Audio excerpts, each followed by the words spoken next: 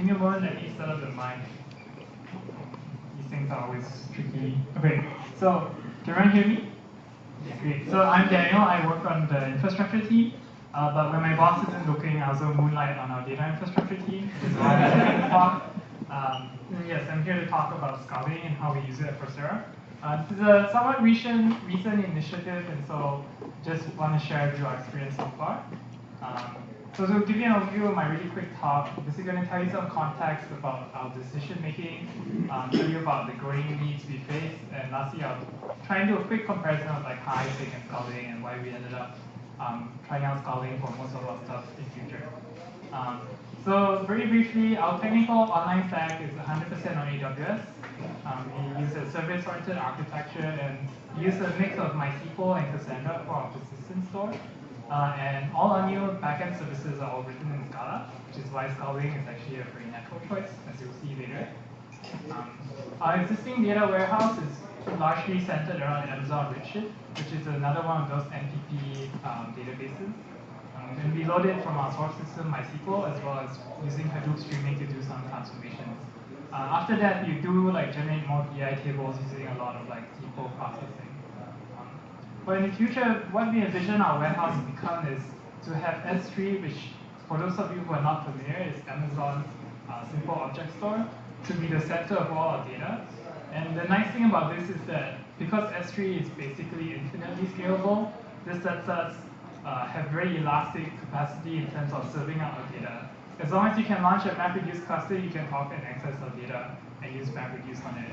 And this gives us a lot of flexibilities for scaling data products, for scaling analytics usage.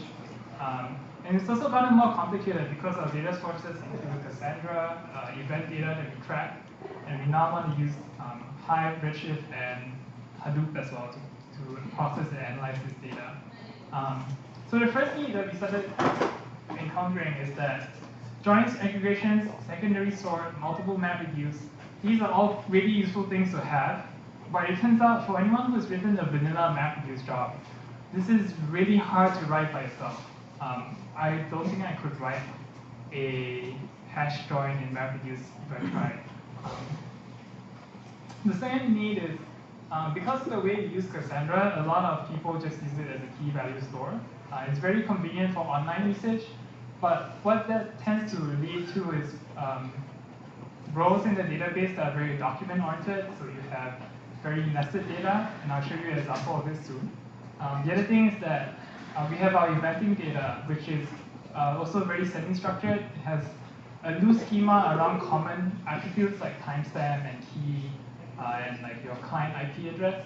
But beyond that, depending on the event type, you have very different values, and so this semi-structuredness makes it difficult to deal with in some cases.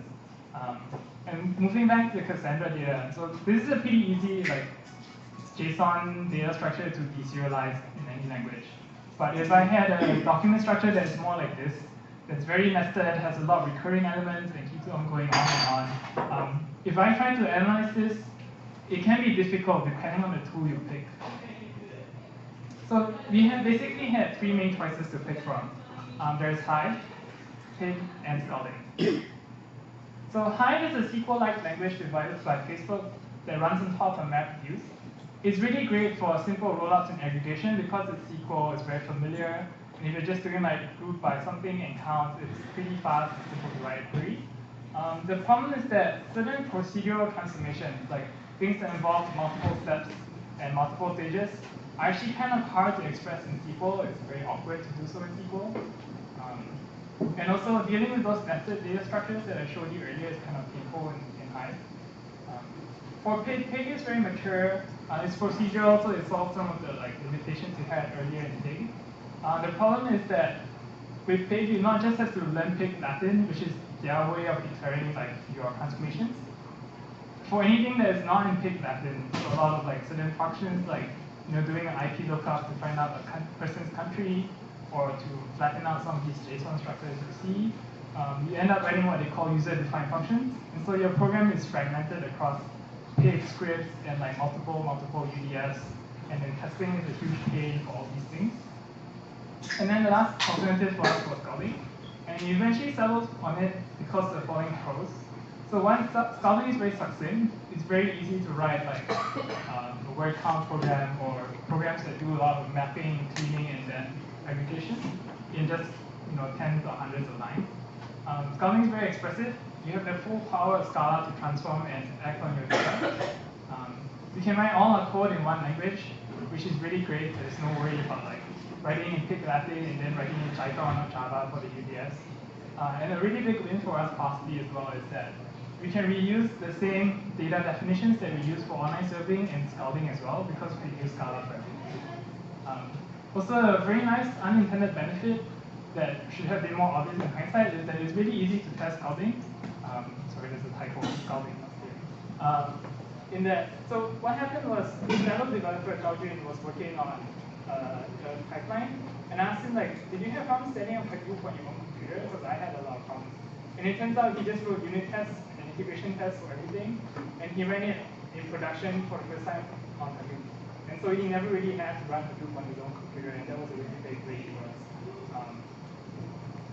So some of the cons of Scalding is that for people who don't already know Scala, you have to learn Scala. And for some people, that can be kind of scary. I personally don't think it's that bad, but maybe I'm just crazy. It can feel a bit more heavyweight for very simple, like short scripts. I think the microphone has a problem. Yeah, it will. The battery's low. Give me 1 second.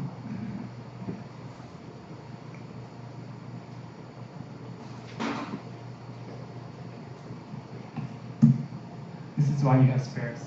Okay. So it can feel more heavyweight for certain simple like experimental scripts. Like say I want to write a 10-line script, right? In Scalding, you're gonna have to write it, get it compiled, assemble your jar, deploy your jar.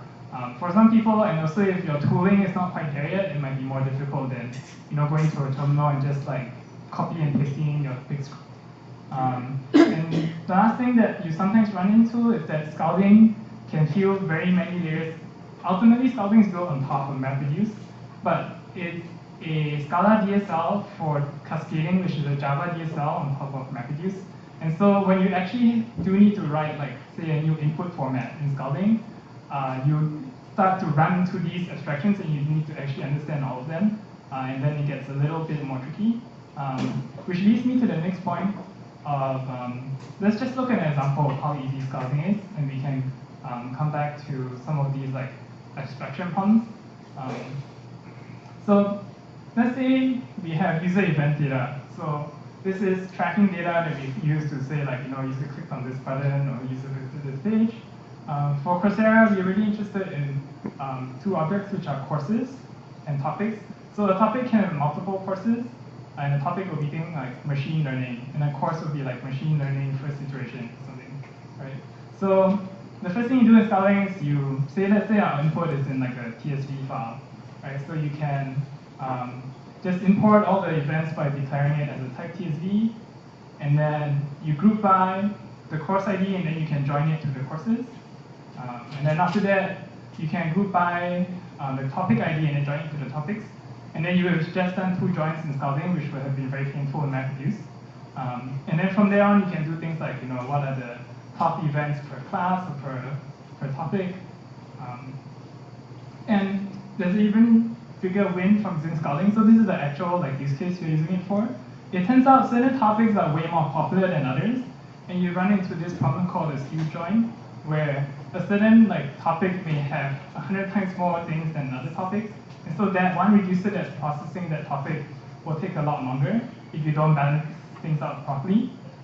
So Scalding has this really cool thing called a sketch join, which you can then use to figure out what the distribution of keys is like. And then based on this sketch, you will use it to optimize the reducer distribution. And this has really helped with the performance part of this for us. So in terms of our wish list moving forward for Scalding, as I alluded to earlier, more documentation about some of the more obscure things about Scalding would be nice. I personally tried to write a new input source for Scalding. We wanted to read straight from Hive, and it turned out I had to do a lot of digging around in the source code to figure out what's going on. And we at Coursera tend to follow the Scala distributions more closely, and so it would be nice if they have a Scala 2.11 release at some point soon. But that's mostly it for my wish list. Do you guys have any quick questions before we move on to Yen? Well, if not, I'd like to welcome Yen to take over.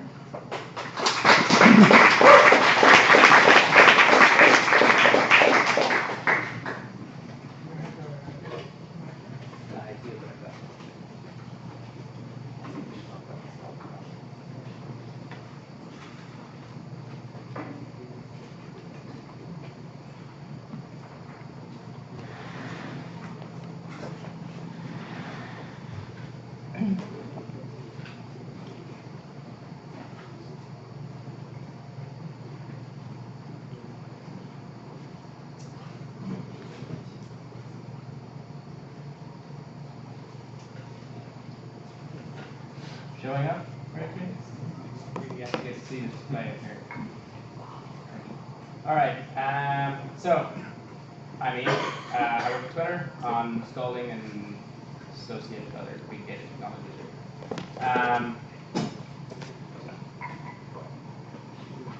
So we generally have a whole suite of technologies that are associated with here. Some people only touch on one, others touch on lots. A lot of these, so like Etsy uses a whole bunch of these, and eBay and whatever else.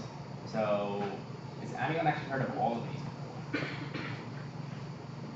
This is not even our exhaustive list, but we like making new projects, hit them down, make another one. So this talk, we're really going to aim at a few things, which is basically you're going to start off and look at more like real-world problems, so things related to tweets and how you might do it. So associated with that, you got hyperlog log, which is for approximate set. Count and sketch, which is kind of more like an approximate hash map, where the values are something you can count. Then how we maybe like generalize these, like fit them well into processing pipelines. And then basically how you would use Scalding to do that. And then kind of rolling back as these things are approximate. The common debate when you go to any new team with approximate data structures tends to be, we want our thing to be exact. So, and then mention a few other kind of random applications of things like count and sketch that are kind of useful when they come up. So start with this. So Obama's former year's tweet, which had a good solid 800,000 retweets. And then, the selfie from the Oscars, which it had like absolutely destroyed Obama. I didn't realize this, but by a hell of a lot, nearly 4 million retweets. So standard problems you end up with, these are just examples, but these are problems people come up with, like how many unique users viewed each tweet? How many people viewed both tweets? Taking two arbitrary tweets, how many people do it? So the naive approach or standard approach for most data sets when we want to start is just doing set intersection. Standard thing, you keep a long for every user ID. Then you run into the problems of, well, you have 10 to the 8 tweets per day, and then you have another 10 to the 8 per users. So for each tweet, if you have to keep any kind of a set, regardless of the encoding of 10 to the 8 users, potentially it's not going to work, or it will cost a common amount. So this is basically what we use hyperlog log for. So we use this is an example, but we do use these heavily for us in a huge number of our dashboards, and various things are all powered by approximate structures at this point. So it gives us approximate set cardinality, so how many things are in the set. And importantly for a lot of our stuff, it's both associative and commutative. And the space the error is approximate to the space. So you can use less space if you don't mind about the error grouping. Okay? So hyperlog log is stored basically just as an array of bytes. Right? So we're just going to quickly follow through how basically an update step works for the hyperlog log. So given some value, you want to stick it in there, just grab the hash of it. So pretty much all of these start with getting one or more hashes of something. And then this looks at the binary representation, which we then split into two things. So we just call them y1 and y2. We split it into m bits. That then maps over to our original data set, where the first set, y1 there, refers to basically an index into that original array. So you pick out your bucket, and then we basically use y2 to update that particular bucket, taking the max of the leading zeros. So calculating P being the number of leading zeros in Y2, take the max and update this block. So basically, when you're processing any value X, you find a particular bucket in your array, and you basically count your leading zeros in your remainder, and you take the max of the 2 leading zeros and you store it in there. So, and then from there, to actually read it, what you end up doing is you take all of these buckets, and you have some alpha controls for it, and it's different for like very small or very big, and then basically you're getting a harmonic mean, which is just a mean that really biases towards the smaller end of things. And with that, you end up with your estimated cardinality. So, you know, the real trick with all these things tends to be just getting it efficient. But it's really aimed where you can get cardinalities for things that like above 10 to the 9. And for a 2% error, you can often, with just 1.5 kilobytes of space. So for a lot of things, that's more than enough. So you look at it at 150 gigabytes per day, compressed. At our scale, that's kind of fine, if you were to do that for every single tweet, relative to everything else that is on. And then back to our original example, what you end up doing there is we keep a hyperlog log for every tweet. You can basically, so every tweet does, in a lot of our systems, end up with a hyperlog log and describe the unique users who viewed that tweet. So then you can just take the intersection of those two sets, which is actually done via getting the union and extracting it from the account. But anyway, so with that, you can kind of like very quickly get relatively accurate measurements of these sorts of counts, and it can more or less scale somewhat indefinitely. So then the other example, these two. So we just take a random place, Spokane, just because, and we take some other random topic. So house card street. Basically, you end up with people asking questions like this. How many times a day, or how many views on the day was posted between certain hours of the day? How many views then were in Spokane versus somewhere else? And how many more on a particular device? So you end up with this sort of thing, where you're looking at a data structure which has got a tweet ID, a geo, a device, and a minute. That's possible, like, that's your key, basically. So, you know, if someone wants to display this in dashboard, clearly running an ETL job at that point is far too late, way too slow. So a month of storage of like just keys, you end up with this sort of scale here. So 10 to the 8, well, 10 to the 9 tweets per month. Geos is actually 10 to the 5 if you want this sort of resolution on cities. Devices is, you know, just about 100 or so, let's just say. And then you've got like 10 to 4 minutely buckets. So you end up with 10 to 20 keys per month. So this ends up being like a pretty common use case where basically you just have a massive key space. And it's just not really feasible to store it in any sort of system. So basically, that's what we use Count and Sketch for. Count and Sketch you can think of basically just as a matrix. Generally, so there are extensions, but the standard one is the matrix. Every element of the matrix contains a long, which is a counter. So normally what you do if you want to update, so for a given p is x, and you want to increment that one by y, so y being some long value, you hash out x j times, so which is equal to the number of columns that we had in our original matrix. So we have a new hash, so we have different hash functions for every row, different hash functions for every row, and then basically take the result of that hash, and then basically you mod it into whatever your width is, which gives you the particular indice in each one you want to update. That's pretty much it. So you have to do j hashes and add something to something else j times. So if you're, there's tricks for hash functions to keep it distinct while it not being super expensive. You wouldn't want to do like a complex hash, j times. Reading is more or less the inverse of this, where basically you hash it your j times again, you read from those spots, and basically the trick here though is you just take the minimum of all of those, and that actually just gives you your estimate. So it's a pretty simple operation.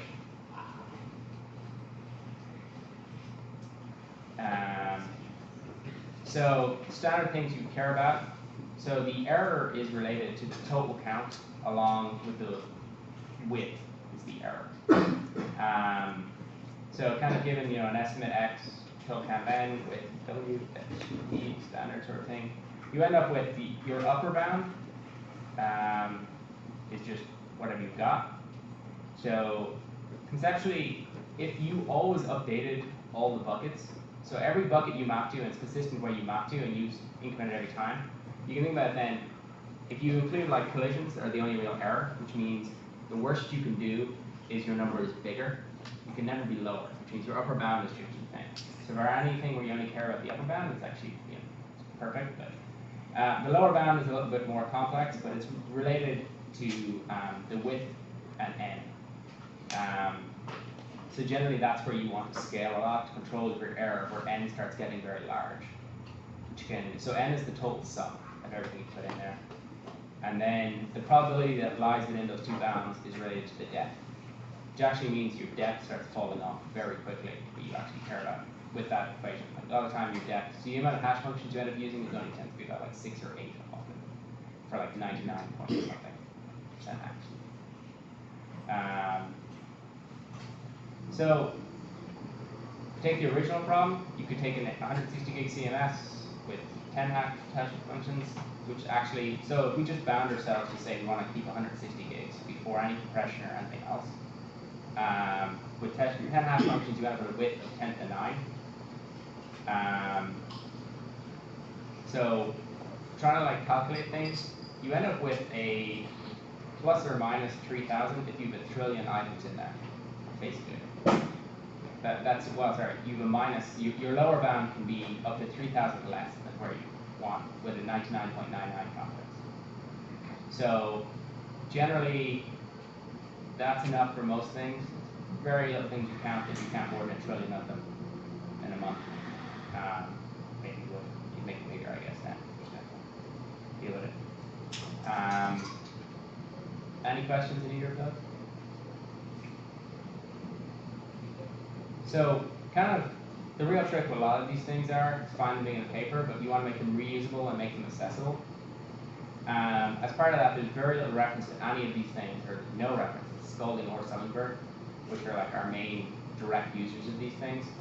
And we actually, at Twitter, are using them hugely in our services architecture as well. So, and also there's a lot of things to do with generically testing the rules these things have to apply. A lot of time for counting, these things need to apply associativity rules or commutativity rules in order to ensure they actually work when you run them on clusters. So with that, you end up with monoids. So monoids are basically just taken straight out of math. They're concepts from algebra. And basically, they have, it's fairly loose what you need to do, which is that you have to have a plus that's associative, which is just that thing there, where your A plus B plus C does not matter where you put the brackets. It's the only thing. You don't need commutativity, though commutativity does accelerate processing. Think about map set aggregation. Generally, that's all powered by having something that's commutative. And you need to have a 0 for a monoid. Monoids, though, still give you, with the associativity, you basically get divide and conquer. So you need to split on time ranges, or you need to have a standard thing so it'll always go in the correct order. So standard is for most to-do processing would be based on time. So you can process, if you really needed to, you could process 5-minute intervals individually, or generally the big problem is backfills. So you do your hours individually over time, and then you can combine them sanely when it relates those things. So if you don't do that, cost of being a backfill increases exponentially with time, which is a different thing. So commutativity is great, but not always there.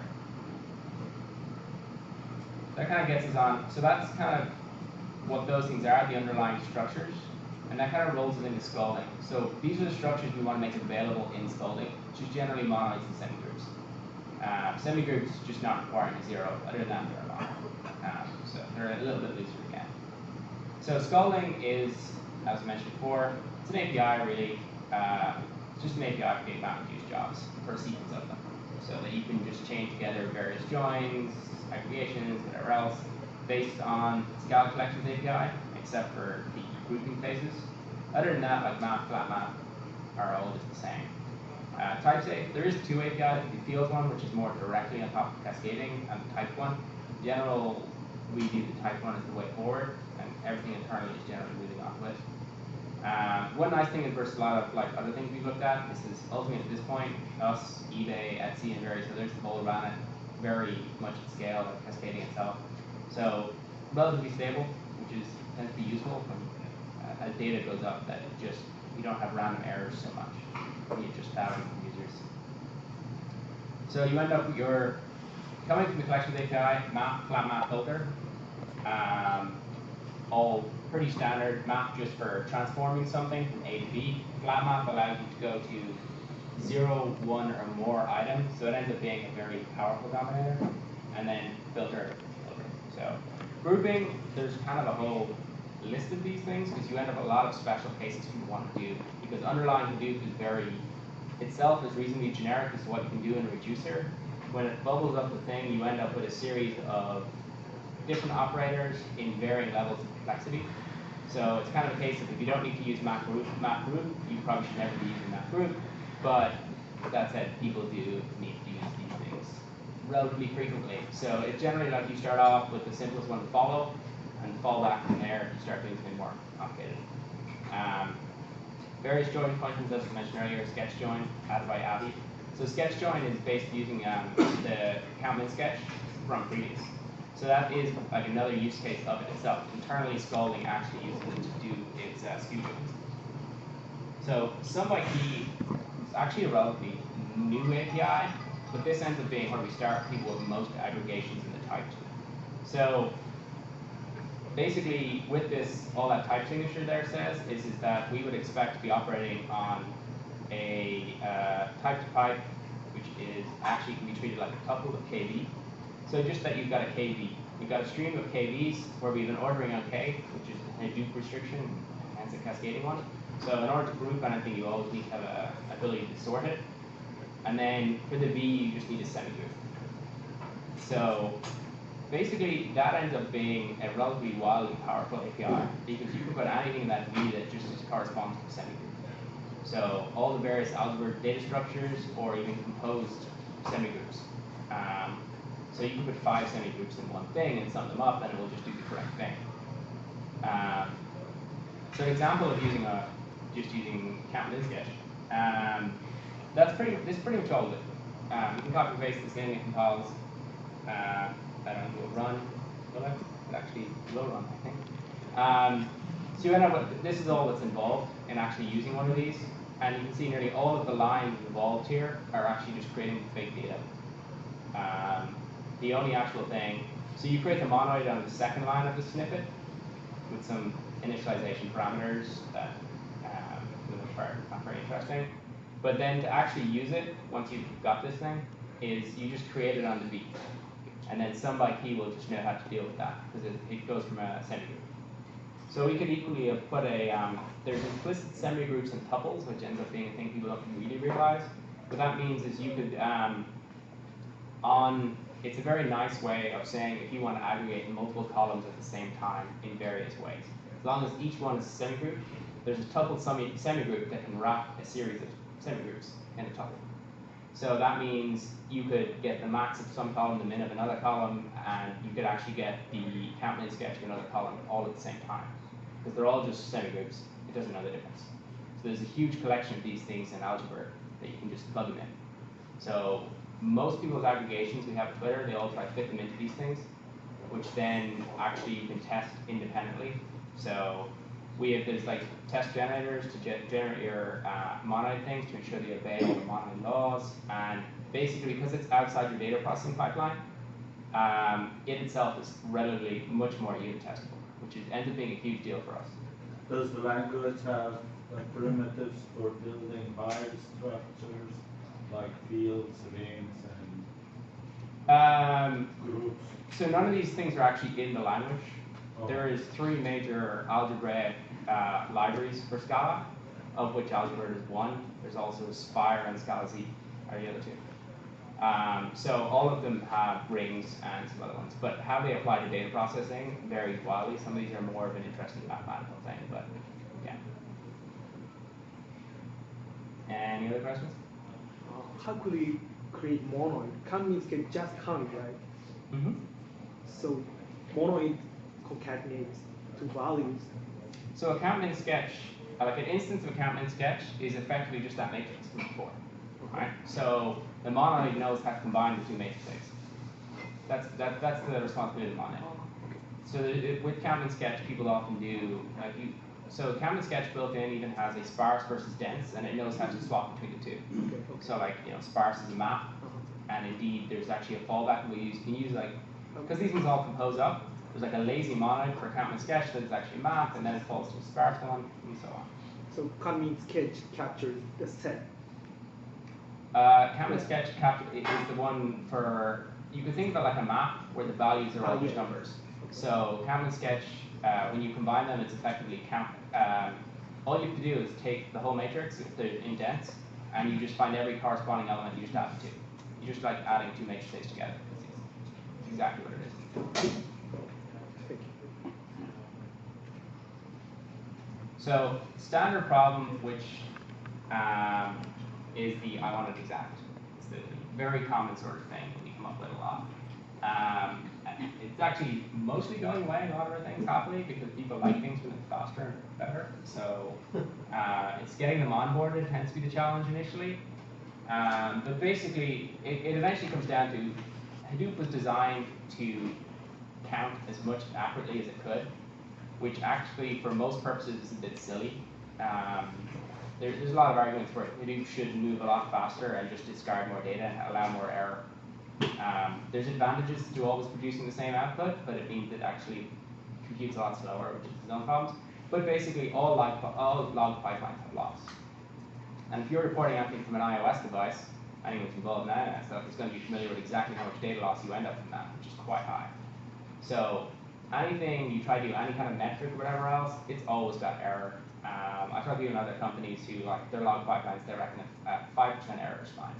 So you're not like any of these a lot of these approximate structures with errors down at like, we run a lot of ours at like less than 1% error.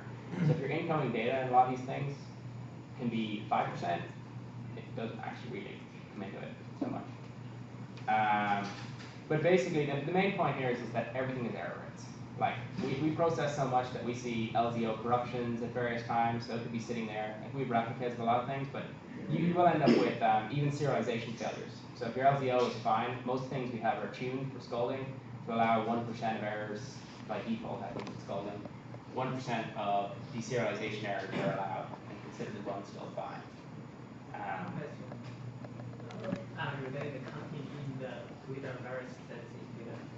I have many Twitter accounts. Some of them, like, obviously the follower count is off. Let's say we have 50 followers, and the user has having like 65 followers.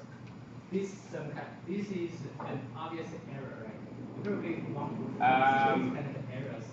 I would suggest you talk to support. I'm in a very far away team from anyone who control what appears on Twitter.com. At this point, like I work in platform, so that could be anything. That could be a shard reporting something wrong. I don't really know. Like the errors here are more to do with logging. So runtime errors will occur in every system, but logging pipelines generally, for scale, tend to have more errors in them than most things, because you don't have transactions. When you log, often there's not a transaction. Nearly everything is best effort. So Flume, all of these things all work in best effort, and they will drop data. So it's important that people don't get unrealistic expectations out of a data pipeline that it's going to have perfect ones. So there are various things everyone has to do for revenue reporting, God knows what, which ends up being a bit different. But I think for like a dashboard, the error you actually potentially ever see in a dashboard when you drop going from exact to an approximate structure is that no one notices. At least not that I've seen. There are like pathological edge cases if you don't set them up right.